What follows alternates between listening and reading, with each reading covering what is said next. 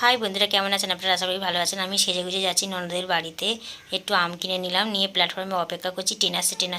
Train কিছুতেই আসছে না। এবার এলো মনে হয়, এবার উঠবো ট্রেনে। এই দেখুন, আমি নিউ গড়িয়ায় নেমে মেট্রোতে যাবো বলে উঠে পড়েছি। এইবার মেট্রোতে বসেও পড়েছি, ননদের বাড়িতেও চলে এলাম। এই ননদের বাড়িতে ঢুকছি, আমি লিফটটা ডাকছি, লিফট আয় ডাকছি, সমানে ডেকে যাচ্ছি। এলো, ঢুকলাম।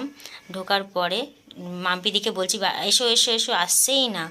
লিফট থেকে বেরিয়েই দেখুন একদম আমার মানে আর কি বলবো, ননদের আয়নাতে একটু নিজেকে একটু দেখে নিলাম, যেহেতু জিন্স পরেছি।